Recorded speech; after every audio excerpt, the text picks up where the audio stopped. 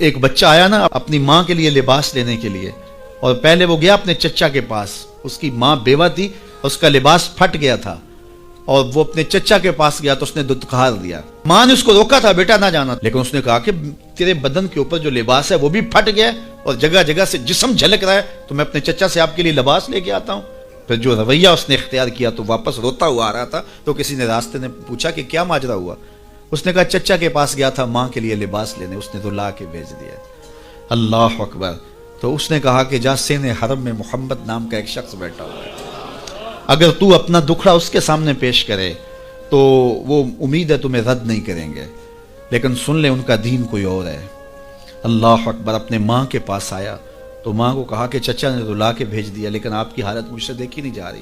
بچہ ابھی شعور کی منزلوں میں قدم رکھ رہا تھا، پہلے بہت چھوٹا تھا، اب اس کے اندر ایک جذبات تھے بچے کے اندر۔ تو ماں نے کہا کہ بیٹا نہیں، ان کے پاس نہیں جانا، سنا ہے کہ جو ان سے ملے دین دھرم چھین لیتے ہیں اس کا۔ اللہ اکبر۔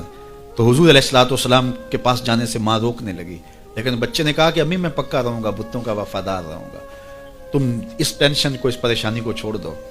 اور حضور کی خدمت میں حاضر ہوا۔ حضور صحن حرم میں چادر اوڑے بیٹھے ہوئے تھے، اور جا کے کہنے لگا میں پہلے بات آپ سے کر لیتا ہوں، آپ کا دین میں نے قبول نہیں کرنا۔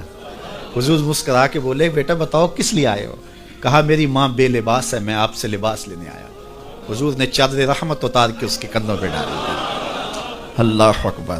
وہ واپس آ گیا اور ماں پر حضور کی چادر اڑائی۔ اللہ اکبر۔ اور ماں نے کہا کہ بیٹے اس نے اپنا دین تو نہیں تجھے دیا؟ کہا نہ، میں نے پہلے کہہ دیا تھا تیرے دین نہیں مانوں گا۔ ماں کہنے لگی پتر اس کا دین ماننا چاہیے، یہ جس نے رحمت کی چادر ہمارے سر پہ تان دی۔ اللہ اکبر۔ تیری تک کے ادامہ میں مرید ہو گئے۔